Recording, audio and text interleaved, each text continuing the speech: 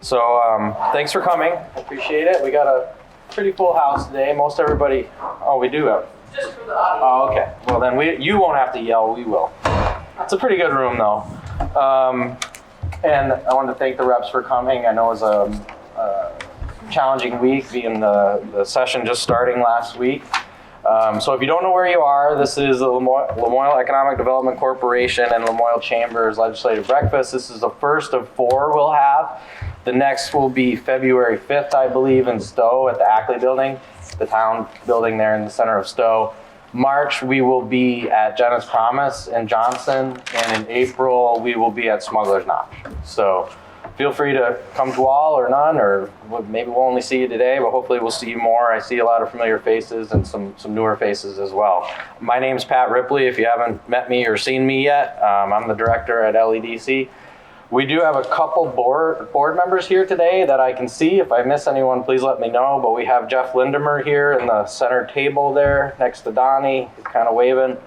And then we have Jonathan over here. Jonathan's the town admin in Cambridge as well. And I don't think we see any other board members. I'm going to let the representatives introduce themselves. Couple announcements from Jenna's Promise.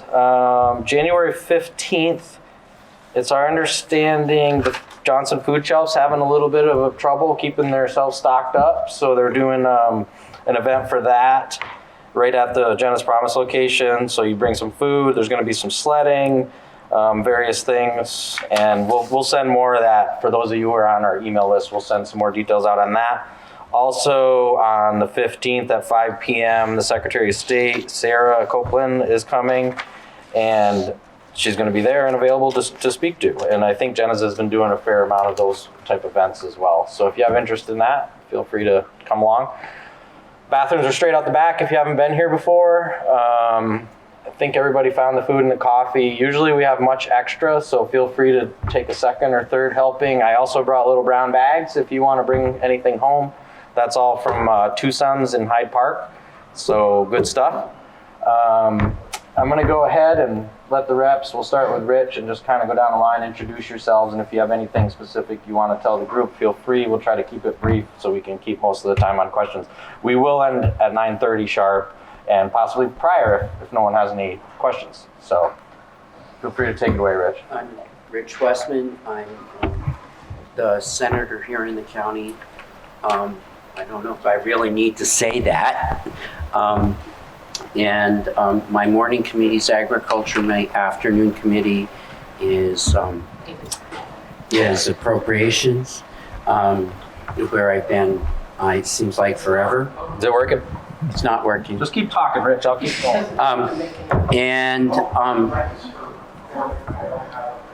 Oh, okay. Got it. Okay.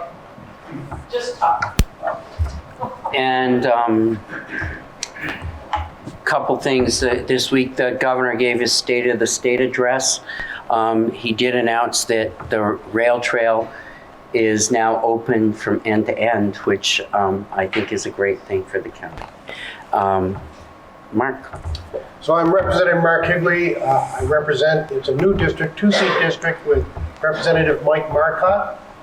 So it's the towns of Lowell, Westfield, Troy. Eden is my Lamoille County town. And then I also picked up Irisburg, Newport Center, and Coventry. And again, it's a 2-seat district with Mike Marcotte. I currently serve on the Government Operations and Military Affairs Committee, and there's really a whole lot that's going on that I'm involved in and concerned with. So. Thank you. Yeah, my name's Jed Lipsky. I represent Lamoille 1, which is basically 7/8 of the town of Stowe.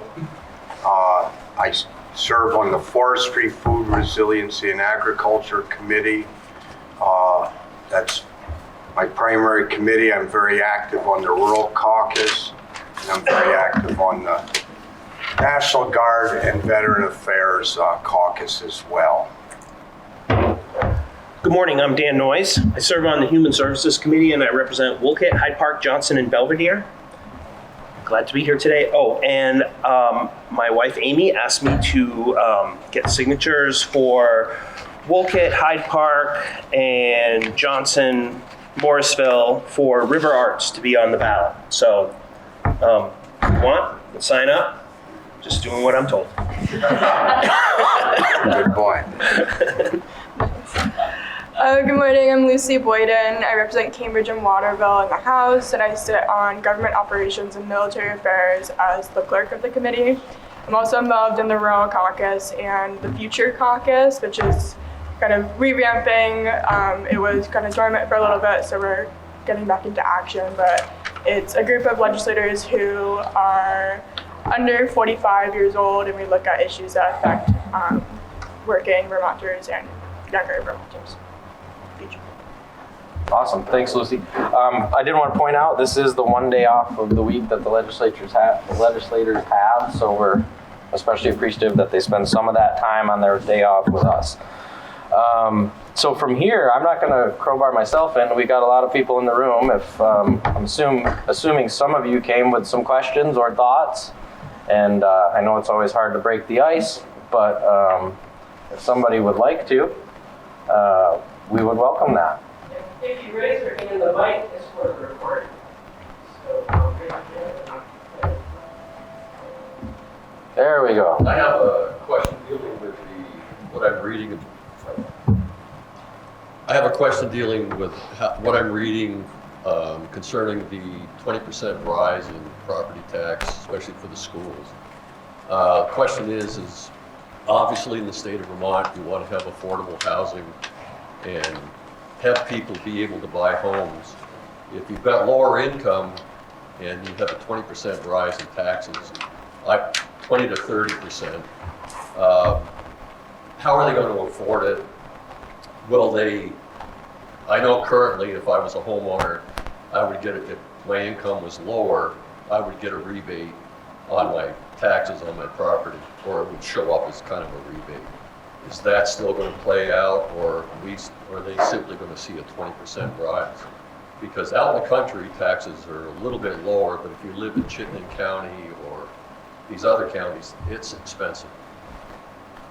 So the question was centered around, we've heard reports of the 20% property tax increase and some of the implications of that.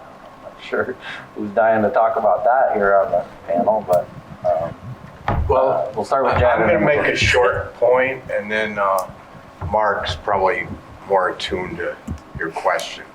But with regard to your income sensitivity cap, if your home, that only applies for the first 400,000 of value.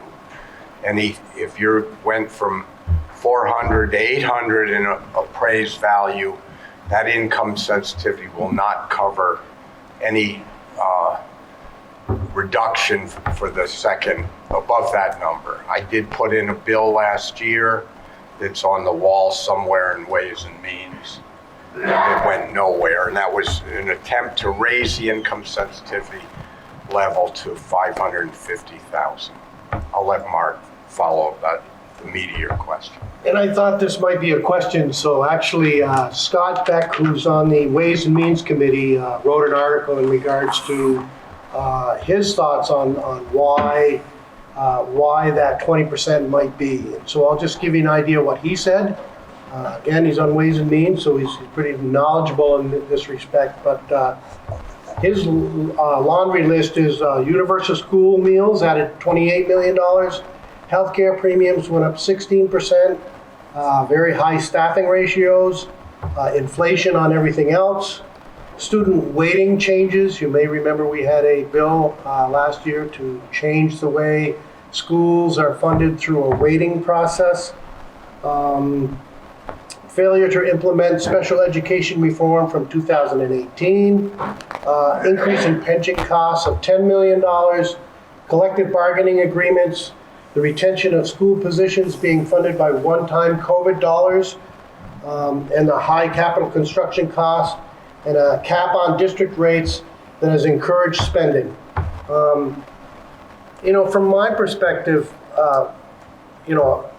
a lot of this has been seen coming forward. You know, we have to start, in my opinion, in Montpelier. And the governor basically he had three things: affordability, he had crime and drugs, and he had housing. Those were his top three initiatives. And affordability is what you said, key, because my folks can't afford an 18.5% increase in their property taxes. And I mean, mine personally went up $900 in 1 year last year in the little town of Lamoille. So you add that all together with how much your car insurance went up, how much your homeowner's insurance went up, how much my business insurance went up, how much, you know, and the initiatives down in Montpelier are great, but we have to start understanding the cumulative effect, where the money's coming from, and all this is huge. I mean, you might have heard also that there was a $6.3 billion study that came out as to that's what's needed, construction costs for schools across Vermont over a certain period of time. But again, that's huge. You got the PCB issue, you got the PFOA issue, PFAS issue, you got the list goes on. The hospital issues, we've been to all these meetings with hospitals and schools and so on. And we've got to start prioritizing and understand that we can't do it all, folks. We just can't do it all. Thank you. I do have a follow-up. Sure. Looking at money that goes into the general fund versus what's going into the money that goes into the general fund versus money that goes to support schools, et cetera. An example is Vermont Lottery. Supposedly the money goes strictly into the education fund. Now we've got online betting that's coming into place, but that money is going into the general fund. So why can't education look to see more funding out of the general fund instead of putting the pressure on the home? The issue here is not where the money comes from. I think that misses the point completely. The issue is spending. This is built upon the idea that, and the 18.5% increase you're talking about is based upon how much budgets will go up in March. And it's based upon the budgets that are being presented. And if they pass at the local level, it all falls back in Montpelier, and we are expected to come up with the money for it. You can't disconnect spending from what the cost is. And that's what is going on right now, is there's a disconnect between spending and what needs to be raised. When you talk about the education fund gets all of the sales tax now, all of it, which used to go into the general fund. And it gets all of the statewide property tax. How much more do you want to take away? You know, our hospitals are screaming. I've got an FQHC in the county that just passed a budget that's in deficit. I've got a nursing home that's cutting beds. Those are all things that depend on Medicaid spending that come from the general fund. How much do you want to give up in a general fund for that? And how much more than all of the sales tax and all of the statewide property tax do you think ought to go to education?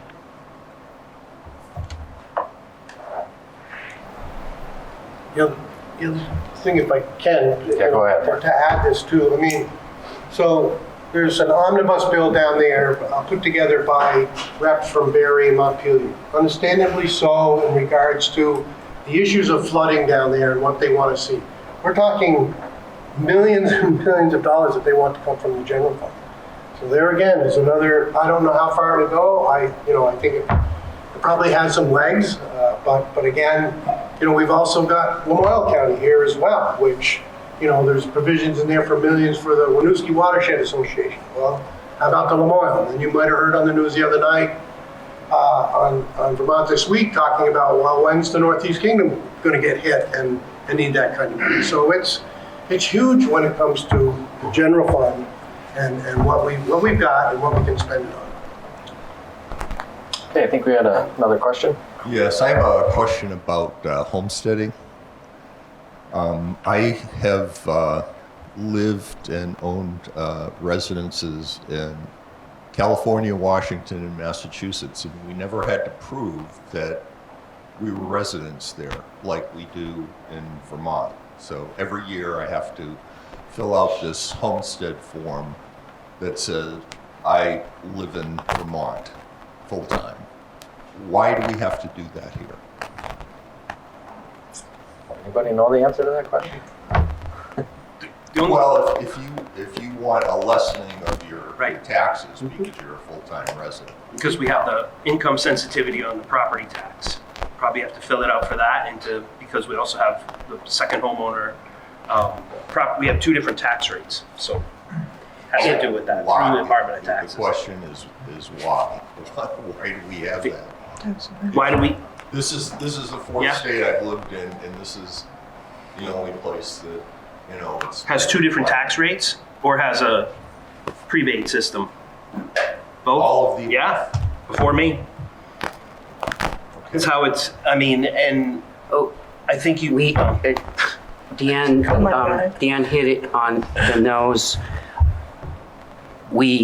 If you want to pay the non-residential tax and not be income sensitized, you don't fill out the form.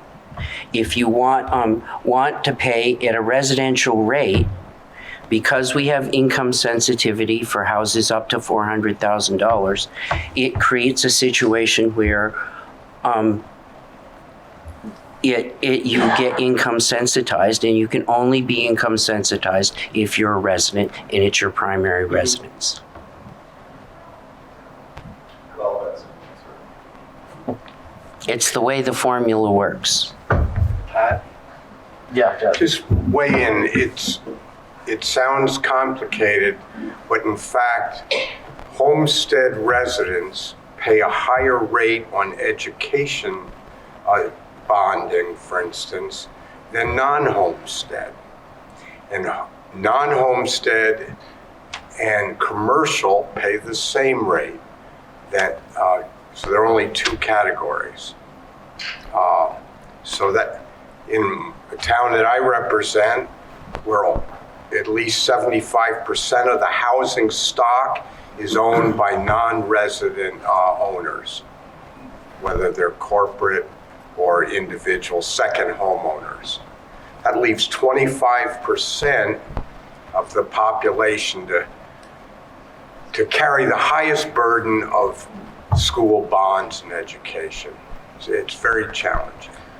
And I think also a lot of it started with agriculture in terms of farming, where you have a large quantity of land and not a lot of money. And so how do you make sure that those individuals are able to continue on with a working landscape and agriculture? Well, our formula was developed in 1997 and then was adjusted in the early 2000s. The world was very different in 1997 to what it is today. And personally, what I would say is, I think it's time that the formula was looked at, but there doesn't seem to be a lot of stomach around that. I think the disconnect between education spending and what the tax rates are is not healthy for the place. I think that when we look at the statewide property tax, particularly on the non-residential side, we have a pretty healthy second home market in the state. And to treat a business on a main street, I'm going to be bad, to treat Great Big Graphics in their building the same way that I treat second homes, or to treat a restaurant, a store on a main street the same way we treat second homes, I don't think is right anymore. Because a lot of those businesses on the main street now are competing with Amazon and stuff on the internet, which wasn't there in 1997. And so, personally, I think we've gone past the time, and that this formula has flaws in it that we really need to address. So you've been legislating for 40 years. Yep. So you've seen it come up. And has it been just a creep all along, or has it just exploded in one point? I think all of the above. I think the world has changed, and I think the formula, the way it is now, particularly the way you tax on the property tax side, has come to a place that it's untenable. You know, our communities look very different in 1997 than they do today. You know, every community around here had stores and things in their downtowns. If I go back, the commercial property in our downtowns is shrinking, and that isn't recognized by the taxing formula. All right, let's see if we can move to someone. We'll go behind you and then we'll come up here. Okay, there's one behind you. Good morning, folks. I'm Don McDowell from Morristown, and Mark, you kind of hit on this. At least I think you did earlier. And my question has to do with the obvious changes that are taking place with climate, and in particular flooding. Yeah. There's microphones in there. In Morristown, we got lucky in July. We had minimal damage. Mind you, I don't think the village, Morrisville, can say the same. They had some pretty significant damage. In December, we had another flood, and we did lose a significant road in town. But other than that, I should say, we clearly have property owners that lost property in those floods. And I guess my question to you is, because we're always looking to the state for support, usually financial support, what are your thoughts on ways to permanently, and I think that's the key word here, permanently minimize damage in the future to our towns? Lamoille River is going to flood again. The Lipsky River is going to flood again.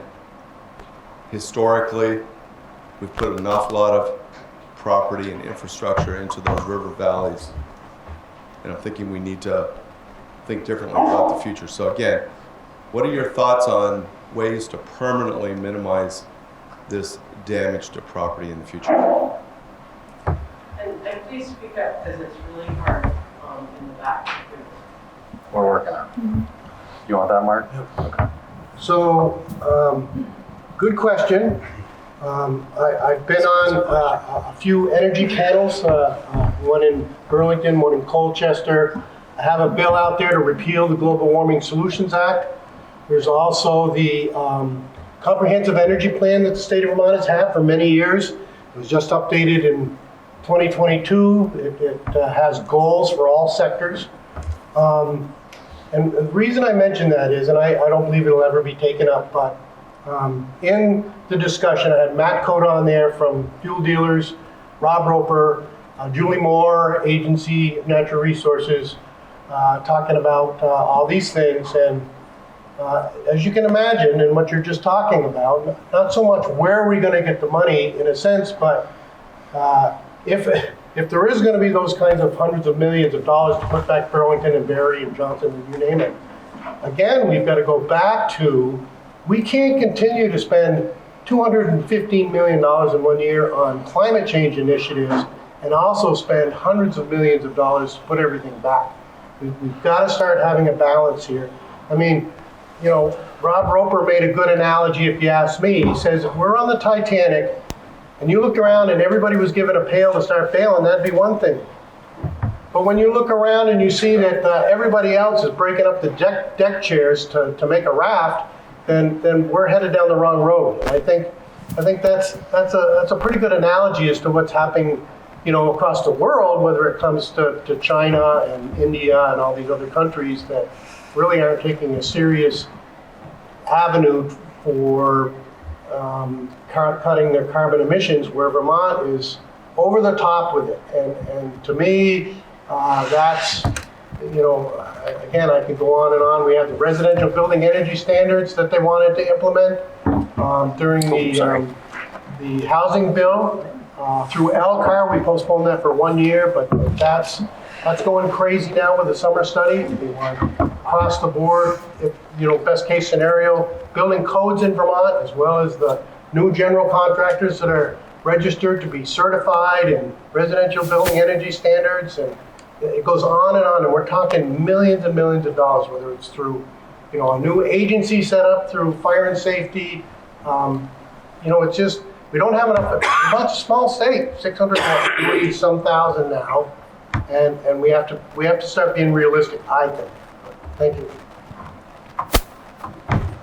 Any other thoughts on that, Jed? Yeah, Mr. McDowell, for those of you who don't know, was one of the icon science teachers in Lamoille County. Is it worth? Retired to a select board position. But one thing you probably understand, and that's riverine ecology. And since the beginning of time, before and even after the ice ages, rivers meander, and they create their own paths by hydraulic force and pressure. We, mankind, since the 1700s, developed infrastructure along river valleys and floodplains. We developed downtowns, villages, dams that powered mills and other infrastructure. So your question is, what can we do, what can the state do, or what can communities do, comes to the point it's extraordinarily expensive to reinvent intelligent planning, to take downtowns and infrastructure that's vulnerable and continually accelerating rapidity in the last 20 years, to get out of those fragile riverine systems. That's a challenge, and every community in the state, to put a dollar number on it, it's tens of billions of dollars. This body that we represent does not have a stomach or the dollars to make intelligent decisions, but every community, every business owner, insurance companies are making it harder for whether it's municipal or individual flood insurance. So that's a big question. But the bottom line is our original design and planning was flawed.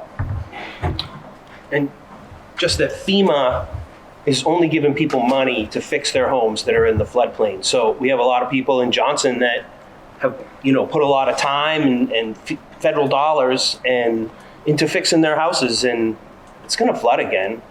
And so there are some homes that are getting bought out, but a lot of the houses that they fixed they're going to get flooded again. It's not the first time they got flooded. So we're kind of setting people up in one sense. Thanks. I did want to give Saudia, go ahead, Lucy. When we get done with this topic, I just want to give Saudia a chance to introduce herself. Yeah, just one more thing is that I don't know if permanent is quite the right word, because it is unfortunately going to happen again. Our environment is changing quite a bit year after year. So really understanding our rivers, how they work, like Jed was saying, and understanding how we build infrastructure, how that affects our river system. We are building in our downtowns. Is that quite smart? Both Cambridge Village and Jeffersonville are in floodplains.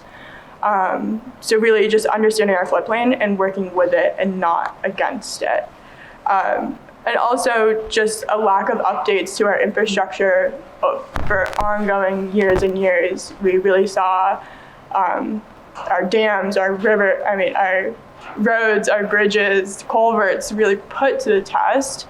So staying kind of up to date with that and looking at our infrastructure, again, that's a huge money conversation.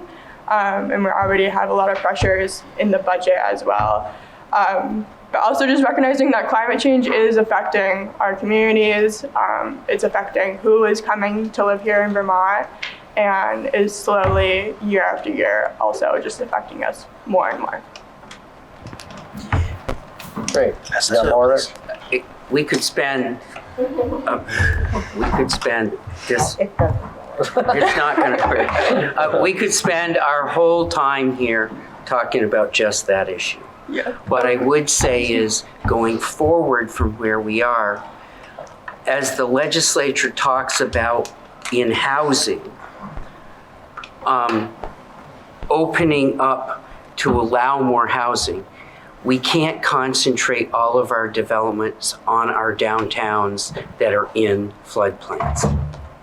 And that is something that the efforts so far to relieve some of the regulations around housing have all focused on our downtowns.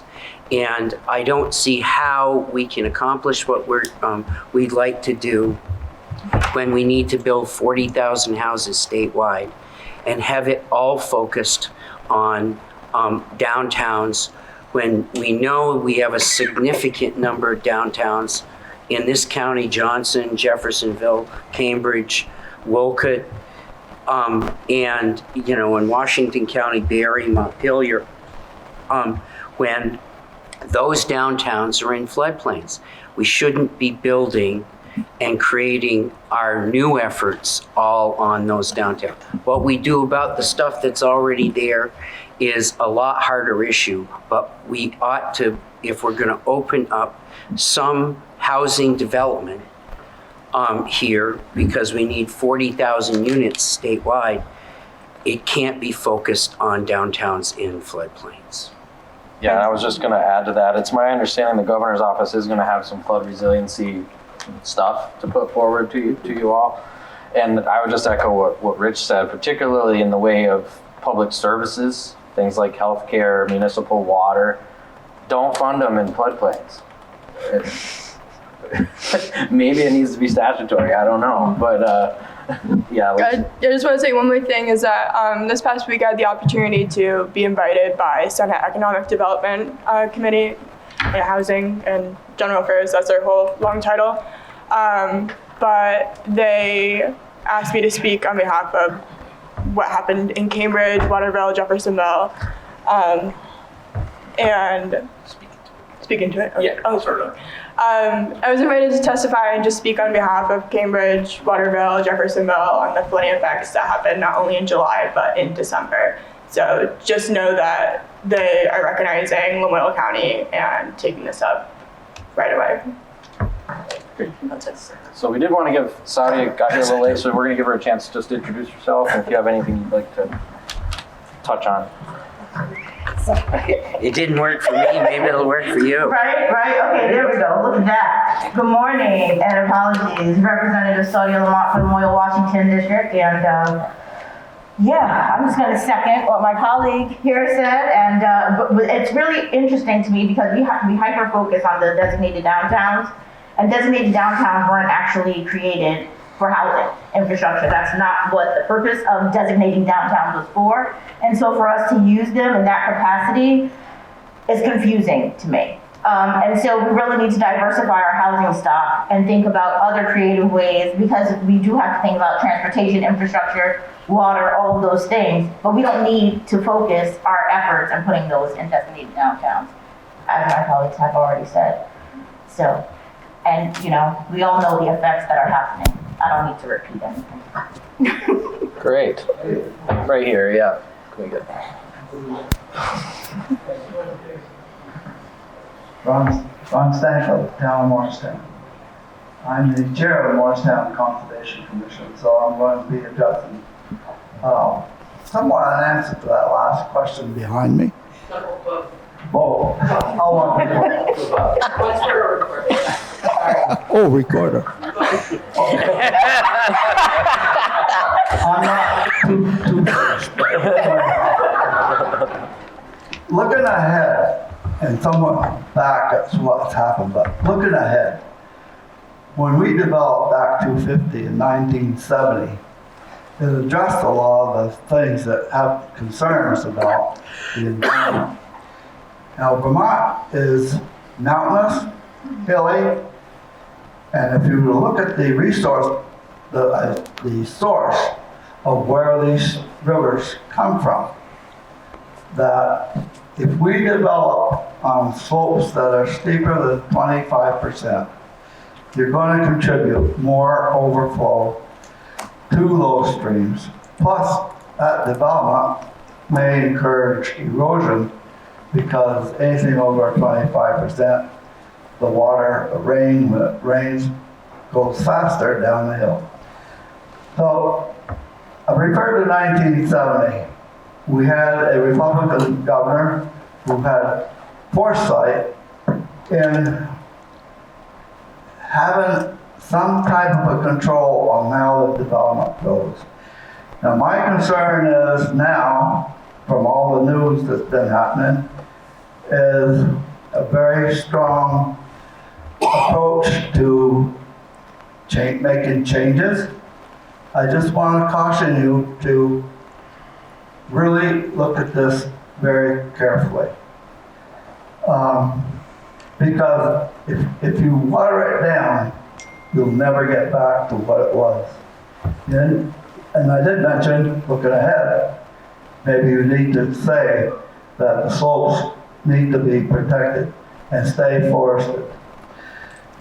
Going back now to my other concern I hear today is about S100 that came out. And it has, I understand the meaning behind it, but there is a fallacy. When you limit the parking space to 1 per household, this is bad. My wife and I, we've had 2 vehicles for over 50 years in our household. And most households now, to pay taxes, require husband and wife to work. And in this state, not everyone has to drive to go to work. So I think you really need to put back 2 parking spaces per household. This increase in density in the villages is already contributing to a bigger traffic flow in the village of Morrisville. And a lot of people think that taxes are going to go down. I don't think it's going to, because you need to increase the infrastructure to accommodate this additional habitation. So I think you want to look at when you make these rules, stop and think that there's over 250 towns in the state of Vermont. And Northeast Kingdom hardly applies of accommodating humanity for a place to live. So look at how it does affect your own community, like Stowe, Morristown, Wolcott. That's who's representing me.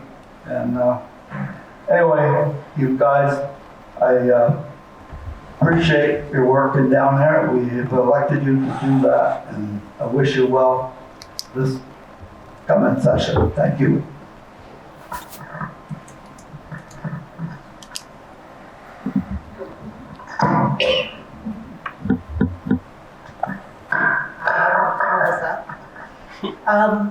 Just to kind of go back to the flooding, I think you had spoken about, reducing emissions and, helping villages recover from recent events.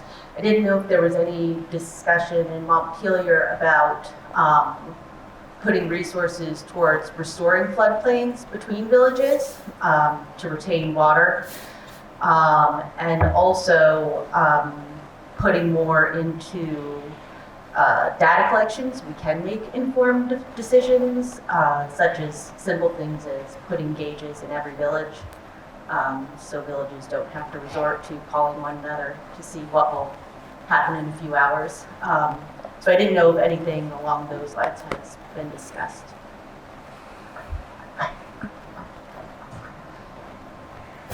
Anybody hear anything like in that department?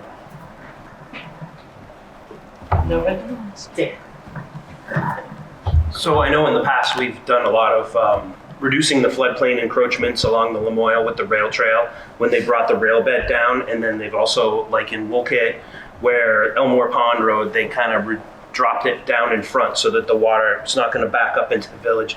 I think they have a lot more designs than they've implemented.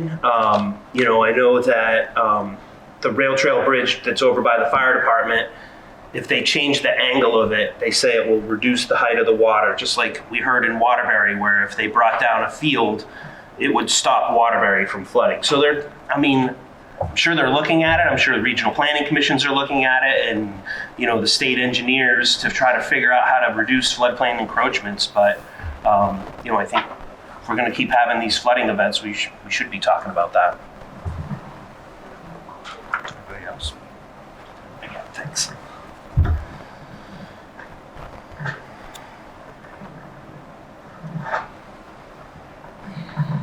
Hi, my name is Greg Stefanski. I work over at Lamoille Health Partners and have been a part of our local flood response team since July. And I guess a follow-up to a couple of the questions, and Representative Boyden, your point about the floodplain.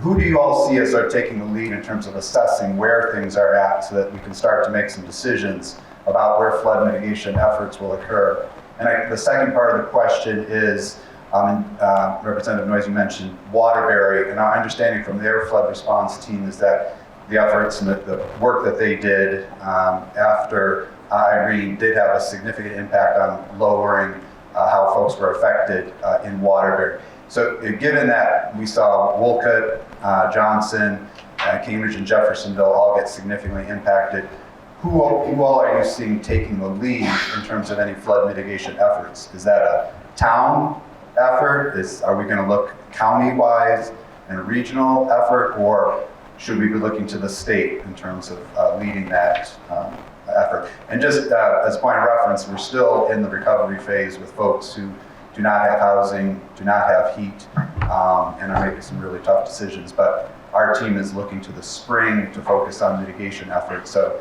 any direction that you all can provide in terms of where we should be looking to partner would be appreciated.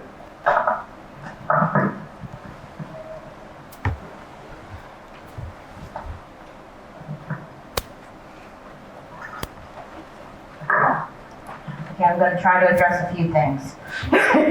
So as far as, I'll go in reverse order. As far as who's taking the lead, I would have to say I haven't heard anything yet. We've only been there 3 days, and we've heard lots of things. We've heard about a flood recovery omnibus bill that's being put forth. I have not had time to look through all of that or see what that even entails. I will say that the advocates over at Vermont Conservation, and there's another one that I cannot remember the acronyms. There's a lot of acronyms to remember. I was trying to see if I wrote it down, but I did not. But they are talking a lot about the soil health, repairing the riparian levels and all of those things to address some of that mitigation that you were talking about, repairing the floodplains so that we can reduce, and talking about eliminating dams and restructuring the way we conduct water flow. So conversations are taking place.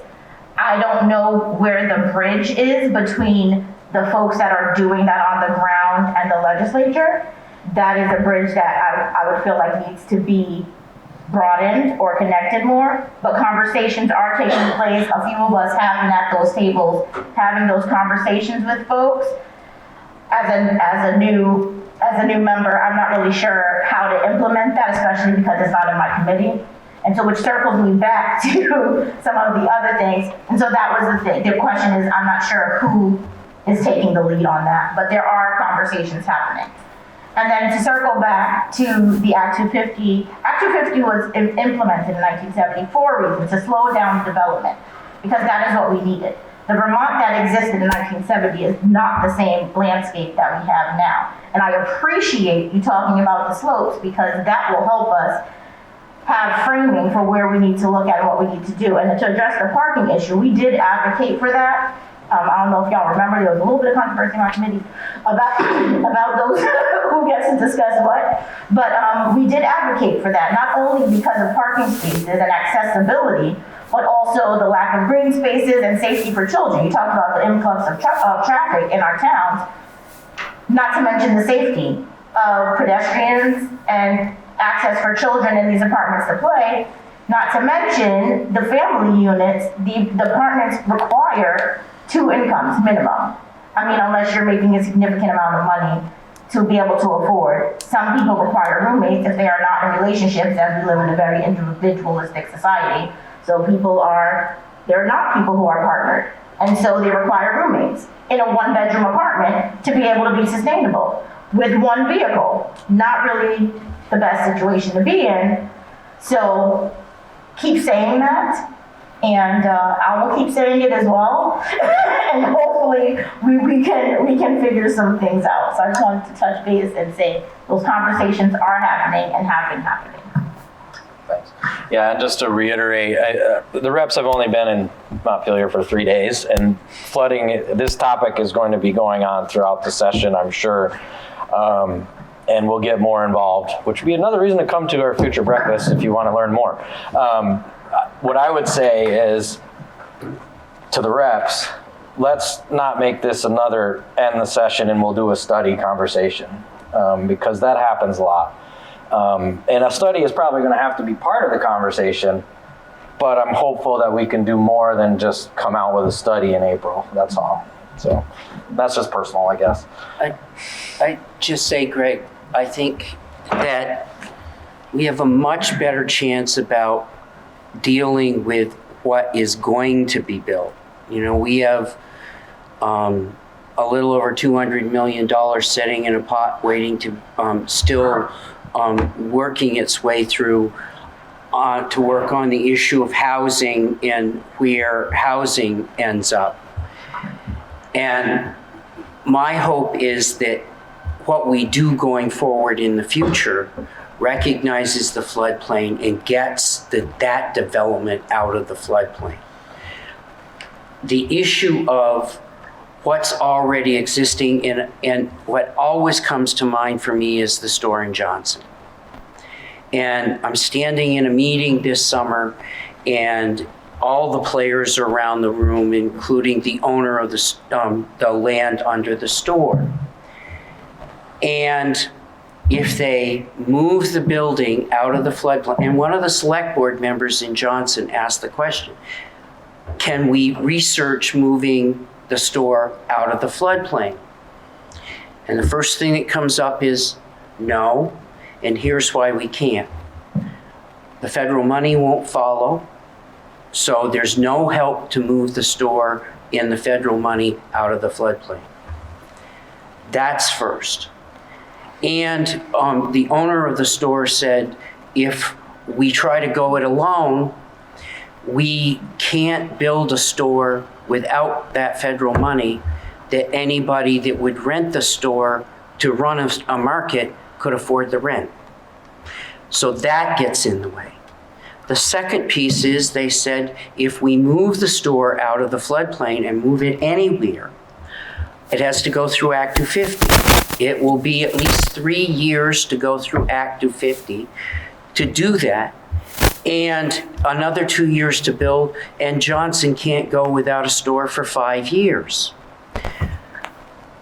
And I only bring the store up because it's an existing structure. That the only thing we can do is take the existing building and see if we can flood-proof it.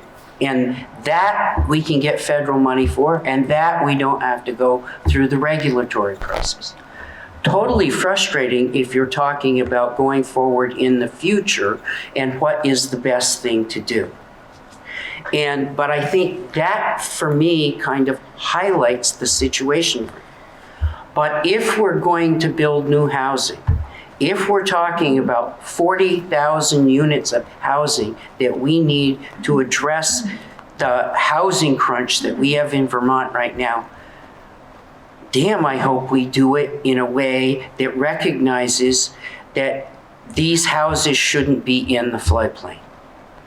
So I've got a much better chance if I concentrate on what we're going to be building over the next few years than trying to figure out what the historical patterns that we've created and the stuff we built. But I really hope going forward we recognize where the floodplains are, what things are, and the new stuff we built isn't built directly in harm's way. Back there.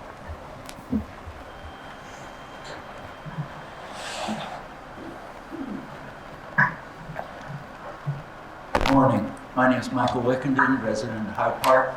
I was wondering about the status of the Green River Reservoir Dam structural study that the legislature funded last year, and when we might hear about that results, or when you're going to start to review that study.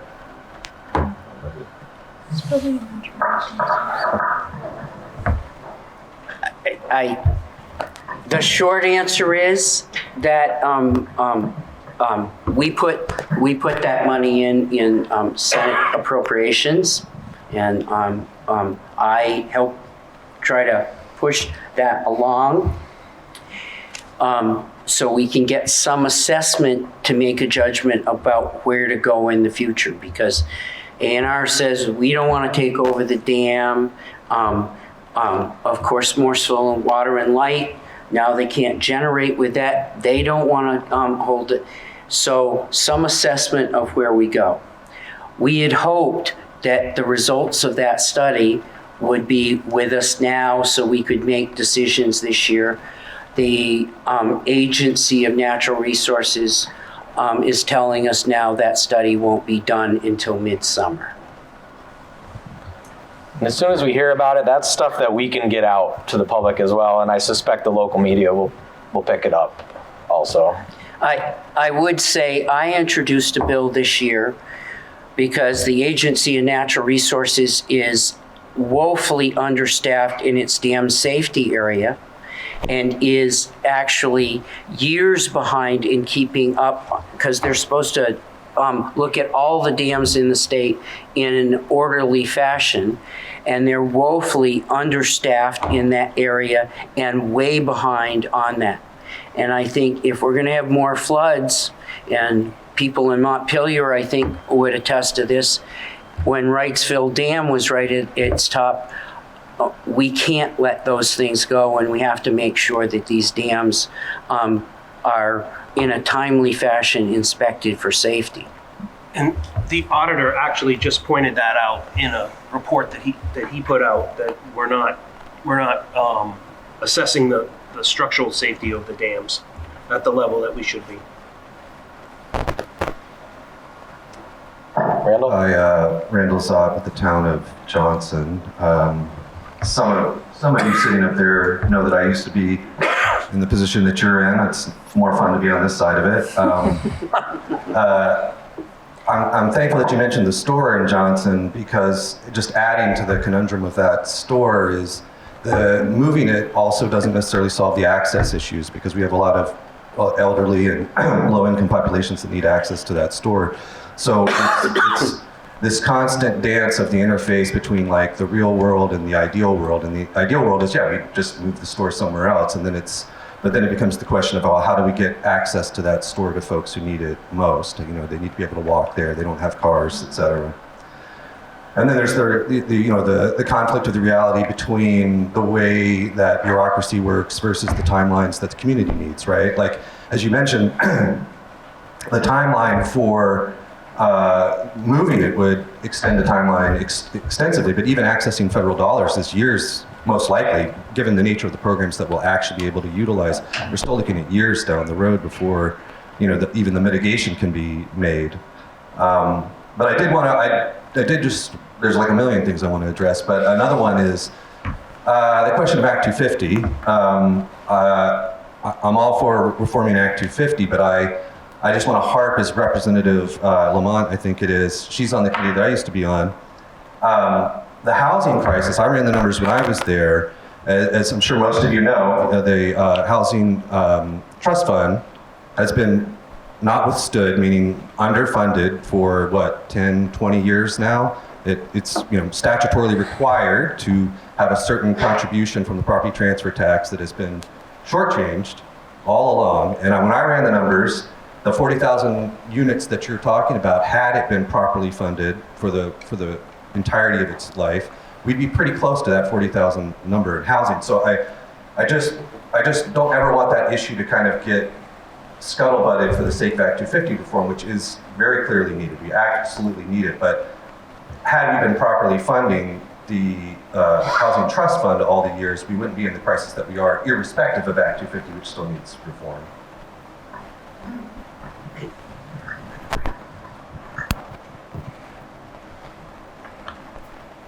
Any other questions? I don't know if there's a response from the group on that one. Yeah. Looks like we got another one.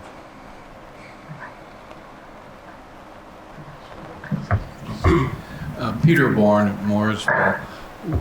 What is the legislature looking at in relation to substance abuse enforcement and just, as we know in Lamoille County, we've had a year of more drug and the issues that come with it, people from out of state coming and dealing and things of that nature. And are we doing something to support the police? And are we doing something that's going to make it more difficult for a dealer to skate free or to basically come back and reoffend? Dan? So I've been working with the treasurer and Sheriff Marcoux on the pensions for our sheriff's department, because our sheriff's department is in the 30-year retirement. So in Lamoille County, we've become a training ground for people who want to get into law enforcement. They come here, we run them through the police academy, and then once they figure out that there's a 30-year retirement here and everywhere else has a 20-year retirement, they leave. So there's a bill that Senator Westman and I have been working on with the treasurer to move the Lamoille County sheriffs into that 20-year retirement.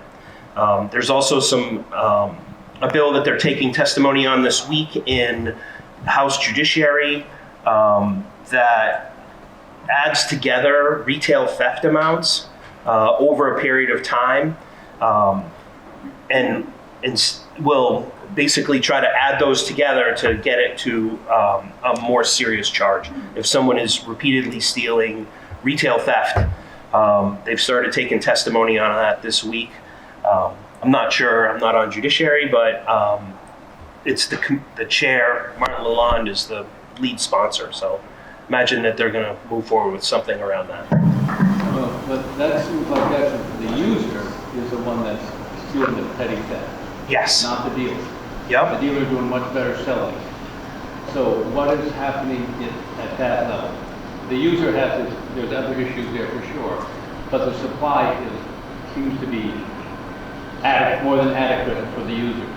What's happening there?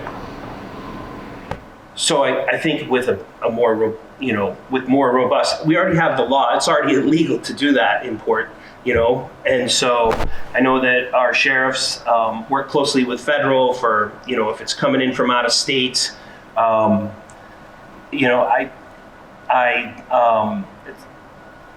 going to have a new state's attorney. Maybe that will make a difference here in Lamoille County. I know that 3 names have been sent to the governor, and waiting for his decision on who's going to be as our state's attorney moving forward.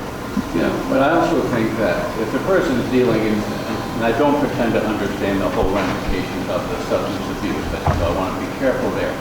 But if that dealer kills somebody because of the product they're selling, what happens to them compared to if somebody got hurt in a traffic accident? It seems like the person who's involved in a traffic accident has more risk of going to jail than the actual dealer does, who's bringing the substance in. I just would like to know that something is going to make the dealer think twice before they came to Vermont, because the law's a little heavier on them. And I don't get the sense that that's happening. I think what you're going to see, the governor talked about in the State of the State, address. And I think there is a recognition around in judiciary committees exactly the point you're making. And I think that there's going to be some efforts around that place. What I would say is some of this is around prosecution and in the state's attorney's offices also. We've got huge backlogs in this county of hundreds of cases that have backed up. And we have to make a recognition that the people that are doing really bad stuff, we have to go after in the prosecution side. And, you know, for example, we can't have hundreds of cases, DUI cases, when 80% of the people that are picked up for DUI for their first offense never show up in court again. Deal with those cases, get those cases out of the way, and concentrate on the people that are we really need to be concentrating on, and prosecute them. We've had as many, a backlog in this county, as 800 cases in Hyde Park. That's huge. We have to get those backlogs down, and we do have to tighten up the laws around those people that are dealers. And I think there is some recognition of that. I'm hopeful that that's an area where the Scott administration and the legislature can come together on to do something about that. Heather?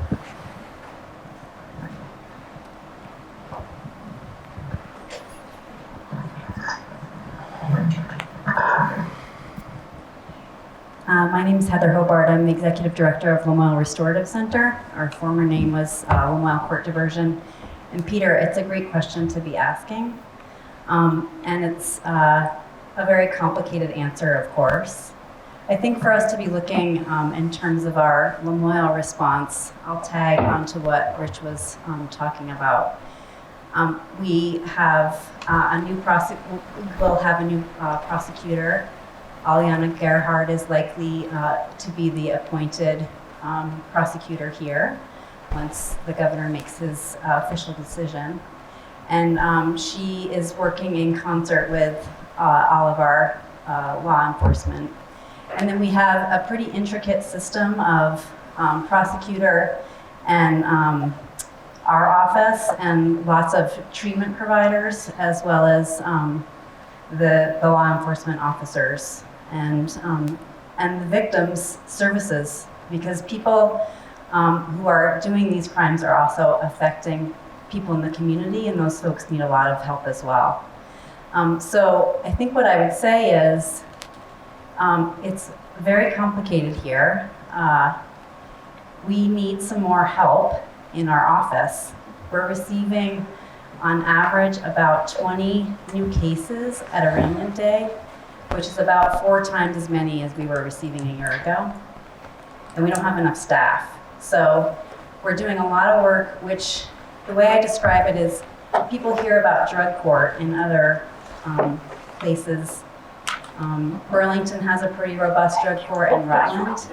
Lamoille County is very unlikely to have a drug court because we don't have the judge time or the court time and all of the staffing that takes. But our office does do that work to keep people who need to be sort of kept in line around that drug use, but we need the staffing. So that's a piece of it. The other part of this, I think, is the part that you're talking about, which is the prosecutorial part. And prosecutors have pretty much all of their own leeway on how they're prosecuting those cases. So if you have questions about what prosecuting is happening in Lamoille, it would be a great conversation to be having with Aliana and maybe our office. And so I'd be happy to answer more questions about that. There are changes to be coming with this next session around that very question around the drug dealers and what, how HARD will be prosecuting those bigger cases. And at the same time, there's work that's happening here right now for us to address those issues here in Lamoille. So I'd be happy to answer more questions on the side about how that looks. Thanks. Thanks, Heather.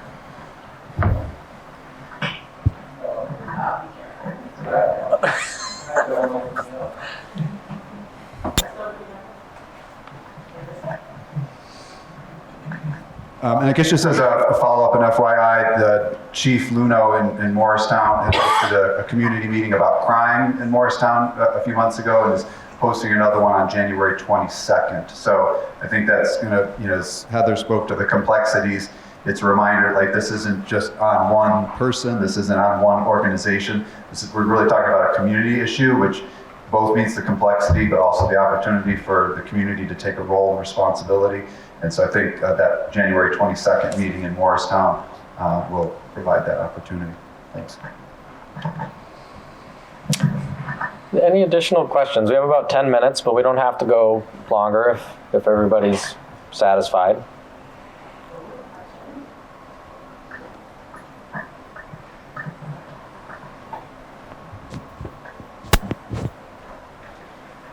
Good? All right. Well, I think that's it then. I appreciate the representatives for coming. I appreciate you all coming. Please take some more coffee on your way out. And like I said, there's some brown bags there if you'd like to get a few more pastries or whatnot that's left. And hopefully we'll see you in February. And feel free to stick around for a little while if you'd like.